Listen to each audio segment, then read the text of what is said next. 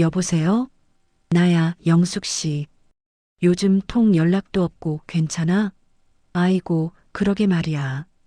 세상이 어쩜 이렇게 변하는지 정말 하루가 다르게 느껴져.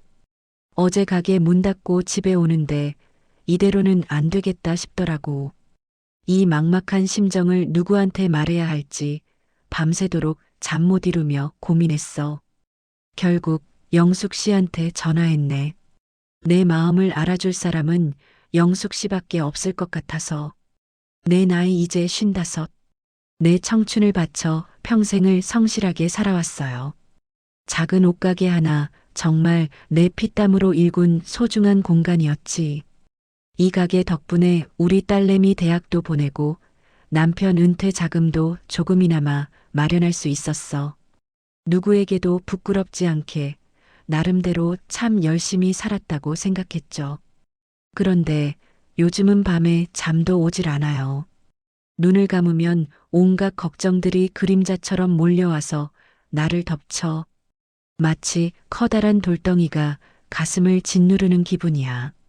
정말이지 요즘은 눈물이 마를 날이 없어요. 가게에 앉아 있어도 손님은 뜸하고 매일 쳐다보는 건 쌓여가는 임대료 고지서뿐이니 가게 문 열고 있으면 한숨만 나옵니다. 텅 빈 가게를 보면서 뭘 그렇게 잘못 살았나 싶기도 하고 내 인생이 이렇게 허무하게 끝나는 건가 하는 자괴감마저 들어. 가끔은 내가 뭘 위해 이렇게 악착같이 살아왔나 하는 회의감마저 들어요. 젊은 시절에 꿈 많던 내 모습은 어디로 가고 이렇게 지쳐버린 나만 남았을까. 옛날에는 가게 문만 열어도 손님들로 북적였어요. 아침 일찍부터 가게 문을 열면 동네 아주머니들이 삼삼오오 모여들었지. 따뜻한 차 한 잔 내어드리면 세상 사는 이야기도 정겹게 나누고 서로의 고민도 들어주면서 그렇게 정을 쌓았어. 예쁜 옷 한 벌 팔 때마다 손님들의 환한 미소를 보면서 저도 모르게 기쁨을 느꼈죠. 그 웃음 하나하나가 내 삶의 활력소였고 이 가게를 지탱하는 힘이었어요. 그런데 요즘은요? 지나가는 사람들의 시선조차 싸늘하게 느껴져요.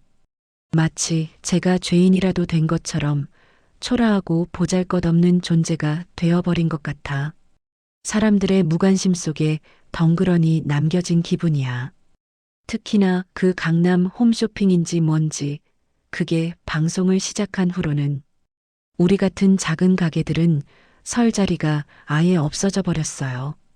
밤낮으로 화려한 조명 아래서 번지르르한 연예인들이 나와서 옷을 팔아대는데 우리 가게의 소박하고 정겨운 옷들이 과연 그들의 눈에 들어오겠어요? 그 사람들은 매번 방송 시작과 동시에 완판 행진이라는데 우리 가게는 파리만 날립니다. 텅 빈 매대에 먼지만 쌓여가는 걸 보면 가슴이 찢어지는 것 같아요. 예전에 북적였던 가게 모습이 아른거려서 더 고통스러워. 그 홈쇼핑 방송을 볼 때마다 속이 뒤집어져요. 어쩜 그렇게 달콤한 말로 사람들을 현혹하고 엄청난 물량과 파격적인 가격으로 밀어붙이는지 우리 같은 영세 자영업자는 도저히 따라갈 수가 없어요. 그 거대한 자본과 마케팅 앞에서 우리 같은 작은 가게는 그저 힘없이 무너져 내리는 모래성 같은 존재구나 싶더라고요. 정말 대기업 앞에서 우리 같은 자영업자는 그저 먼지 같은 존재구나 싶더라고요. 내 노후가 이렇게 허무하게 무너져 내리는구나 하는 생각에 밤마다 한숨만 쉬어요. 평생을 성실하게 살아온 내 노력들이 한순간에 물거품이 되는 것 같아 절망스러워. 매출은 뚝뚝 떨어지고 가게 운영 비용은 그대로 나가니 매달 적자예요. 재료값은 하늘 높은 줄 모르고 치솟고 인건비며 임대료며 나가는 돈은 한두 푼이 아니죠. 대출 이자 갚는 것도 버거워서 밤마다 잠 못 이루며 한숨만 쉬고 있습니다. 통장의 잔고는 점점 줄어들고 마음은 타들어가요. 이런 상황이 몇 달째 계속되고 있어요. 마치 끝이 보이지 않는 터널을 걷는 기분이야. 언제쯤 이 고통이 끝날까 매일매일 자문하며 절규하고 있어요. 작은 희망이라도 있으면 버틸 텐데 아무리 생각해도 답이 없어요. 정부에서는 자영업자를 지원한다고 하는데 그 지원금으로는 대출 이자도 못 갚는 게 현실이에요. 정말이지 정부의 현실성 없는 정책들 때문에 더욱 답답함을 느껴요. 폐업을 하고 싶어도 폐업 후에는 뭘 해서 먹고 살지 막막하기만 해요. 이 나이에 다시 새로운 일자리를 찾는다는 건 거의 불가능에 가깝다고 생각해요. 기술도 없고 경험도 없고 정말이지 사면초가에 빠진 기분이야. 뉴스에서는 자영업자 폐업률이 역대 최고라 하더군요. 특히 소매업이랑 음식업이 제일 심각하대요. 고객이 줄고 물가는 오르고 금리는 높으니 저뿐만 아니라 다들 힘들어하는구나 싶다가도 내 신세가 처량해서 자꾸 눈물이 나요. 자영업자 3명 중 1명 이상이 60세 이상이라고 하니 나 같은 고령 자영업자들이 얼마나 많은 어려움에 직면해 있는지 짐작이 가죠. 젊은 사람들도 버티기 힘든 세상인데 나이 든 우리들은 더 말할 것도 없어요. 폐업 후 5년 내에 다시 폐업하는 비율이 60%에 달한다는 통계를 보면 한 번 실패하면 다시 일어서기 정말 힘들다는 걸 새삼 느껴요. 마치 끝없는 나락으로 떨어지는 기분이야. 솔직히 저도 우리 딸아이에게 짐이 되고 싶지 않아요. 힘들게 키운 딸에게 마지막까지 짐이 된다면 내 자신이 너무나 한심할 것 같아요. 내 힘으로 꿋꿋하게 살아가고 싶은데 세상이 자꾸 나를 밀어내는 것 같아요. 이대로 주저앉아 버리면 어쩌나 정말 무서워요. 눈앞이 캄캄하고 어디로 가야 할지 갈피를 잡을 수 없어. 마치 망망대해에 홀로 떠 있는 작은 배처럼 느껴져요. 폭풍우가 몰려오는데 의지할 곳 하나 없어 더 외로워. 그런데 그러던 중 며칠 전 TV에서 고속철도 해외 수주 소식을 봤어요. 우리나라 기술로 베트남에 고속철도를 짓는다는 거예요. 베트남 남북 고속철도 건설에 우리나라가 참여할 가능성이 높다는 기사를 보면서 정말 대단하다 싶었죠. 중국, 일본 같은 강대국들과 치열하게 경쟁해서 따낸 성과라니 우리 기업들이 해외에서 그렇게 큰 프로젝트를 따내는 걸 보면서 잠시나마 자랑스러운 마음도 들었어요. 그래, 우리나라는 아직 강한 기술력이 있구나 하고요. 특히 코레일이 우즈베키스탄과 모로코에서 해외 사업 20년간 4천억 원의 수주액을 달성했다는 소식도 접했어요. 이런 소식들을 들을 때마다 우리나라의 저력이 참 대단하다는 생각이 들었죠. 저도 언젠가는 저런 큰 꿈을 꾸고 성취했던 시절이 있었는데 하는 아련한 추억에 잠기기도 했어요. K-철도가 미래 먹거리 산업이 될 수 있도록 정부의 지원이 필요하다는 전문가들의 의견도 들었어요. 이런 이야기를 들으면 국가 경제는 활발하게 돌아가는데 나만 소외된 것 같은 기분이 들 때도 있었어. 또 환경영향평가 관련 뉴스도 봤어요. 제주 제2공항 때문에 찬반 논란이 여전히 뜨겁던데 환경을 생각해서라도 신중하게 접근해야 한다는 생각도 들었어요. 국토교통부가 도민 의견을 폭넓게 수렴하고 모든 조사 결과를 투명하게 공개하겠다고 했지만 조류 충돌 문제나 입지 타당성 같은 쟁점들이 아직 해결되지 않은 것 같더라고요. 우리 미래 세대에게 깨끗한 환경을 물려줘야 하잖아요. 경기도에서는 환경영향평가 조례를 개정해서 평가 기간을 105일에서 30일로 단축한다고 하더군요.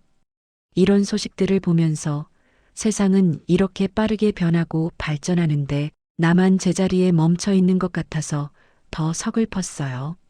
마치 거대한 파도에 휩쓸려가는 작은 조약돌처럼 느껴져. 그리고 요즘 홈쇼핑 트렌드도 유심히 봤어요. 저도 모르게 채널을 돌리다 보게 되더라고요. 대한민국 홈쇼핑 시장이 2025년까지 연평균 13.71% 성장해서 약 16.66억 달러에 이를 거라는 전망도 봤어요. 라이브 커머스니 모바일 쇼핑이니 다들 디지털 전환한다고 난리인데 우리 같은 사람들은 그 변화에 발맞추기가 참 힘들어요. 배우려고 해도 어디서부터 시작해야 할지 막막하고요. 현대 홈쇼핑이 브랜드 평판 1위를 차지하고 공영 홈쇼핑과 롯데 홈쇼핑이 뒤를 잇는다는 소식을 들으면서 그들만의 치열한 경쟁 속에서도 꾸준히 성장하는 모습을 보았어요. 건강기능식품이나 가성비 좋은 생활용품이 인기를 끌고 듀프족 가성비 소비의 저가품 선호 트렌드가 반영되었다는 분석도 있었죠. 모바일 쇼핑 비중이 증가하고 쇼츠 콘텐츠를 활용한 모바일 라이브 커머스가 고객 저변을 확대한다는 이야기도 들었어요. TV 시청 인구가 줄어드니 SNS나 인플루언서와의 협업을 통해 신규 고객을 유입하려 한다는 전략 변화도 눈에 띄었고요. 대기업들이야 돈도 많고 사람도 많으니 새로운 기술이니 마케팅이니 척척 해나가지만 우리는 혼자서 다 해야 하잖아요. 물건 떼오랴, 가게 지키랴, 세금 계산하랴, 몸이 10개라도 부족한데 언제 그 새로운 것들을 다 배우고 적용하겠어요. 매일 아침 눈 뜰 때마다 오늘 하루는 또 어떻게 버틸까 하는 생각에 한숨부터 나와요. 매장 앞에 놓인 거대한 쇼핑몰의 현수막을 볼 때마다 저와 같은 작은 가게들이 설 자리가 점점 좁아진다는 사실을 뼈저리게 느껴요. 마치 거대한 코끼리 앞에 선 개미 같은 기분이야. 영업이익은커녕 유류세마저 부담스러워 차량 유지도 쉽지 않은 이 현실 속에서 정말이지. 막다른 골목에 다다른 것 같은 절망감을 느껴요. 그래도 제가 그냥 주저앉을 수는 없잖아요. 평생을 성실하게 살아왔는데 이렇게 쉽게 포기할 수는 없어요. 우리 딸아이를 위해서라도 나 자신을 위해서라도 다시 한번 일어서야죠. 이대로 포기하면 지난 세월의 모든 노력이 헛되이 될 것 같아. 내 자존심이 허락하지 않아. 어제는 가게 문 닫고 밤늦게까지 인터넷을 뒤져봤어요. 디지털 전환, 스마트 경영 이런 키워드를 검색해 가면서요. 무언가 배울 수 있는 게 있지 않을까 해서요. 그러다 보니 온라인으로 옷을 파는 방법도 있고 소셜 미디어를 활용해서 홍보하는 방법도 있더라고요. 물론 지금 당장 대기업처럼 거창하게 시작할 수는 없겠지만 작은 것부터라도 하나씩 시도해 볼 생각입니다. 해보지 않으면 모르는 거니까 한번 부딪혀 볼 생각입니다. 실패하더라도 후회는 없을 것 같아. 도전하지 않는 것이 가장 큰 실패라고 하잖아요. 물론 쉽지 않을 거예요. 나이 55에 새로운 것을 배운다는 게 보통 일이겠어요? 눈도 침침하고 머리도 잘 안 돌아가고 젊은 사람들은 뚝딱 해내는 걸 나는 몇 배의 시간을 들여야 겨우 따라갈 수 있을지도 몰라. 하지만 포기하지 않으면 언젠가는 길이 보일 거라고 믿어요. 제가 팔던 옷들이 홈쇼핑처럼 화려하진 않아도 저만의 정성과 스토리가 담긴 옷들이니까요. 손으로 직접 만져보고 소재를 고르고 디자인을 구상했던 그 모든 시간들이 고스란히 담겨 있는 옷들이니까 이 옷들의 진정한 가치를 알아주는 손님들이 분명히 있을 거라고 믿어. 지금 당장은 눈앞이 캄캄하지만 이 고통 속에서도 작은 희망의 빛을 찾아내고 싶어요. 비록 지금은 강남 홈쇼핑에 밀려 쓰러진 것 같아도 언젠가는 다시 제 이름 석자를 걸고 떳떳하게 설 수 있도록 노력할 거예요. 저만의 방식으로 이겨낼 거예요. 저의 작은 가게가 단순히 옷을 파는 곳이 아니라 사람들의 삶에 작은 행복을 더해주는 공간이 될 수 있도록 말이에요. 영숙 씨, 우리 포기하지 말아요. 이렇게 힘들 때일수록 서로에게 힘이 되어줘야죠. 제가 다시 일어서는 모습을 보여드릴게요. 저의 이 작은 도전이 언젠가는 큰 울림이 되어 돌아올 거라 믿어요. 혹시 저처럼 힘들어하는 자영업자분들이 계시다면 제 이야기를 듣고 조금이나마 힘을 내셨으면 좋겠어요. 지금 당장 모든 것을 포기하고 싶은 마음이 들더라도 우리 다 같이 용기를 내서 이 어려운 시기를 헤쳐나가 봐요. 우리에겐 아직 희망이 있으니까요. 당신의 삶도 소중하니까 포기하지 말고 다시 힘내세요. 이 영상을 보신다면 댓글로 힘이 되는 메시지를 남겨주세요. 당신의 응원이 저에게 큰 힘이 될 거예요. 그리고 이 영상을 주변에 힘들어하는 자영업자분들에게도 공유해주세요. 우리 모두 함께 이겨냅시다. 언제나 당신을 응원하는 옆집 언니의 수다 이야기였습니다. 구독과 좋아요로 마음을 표현해 주신다면 큰 힘이 될 거예요.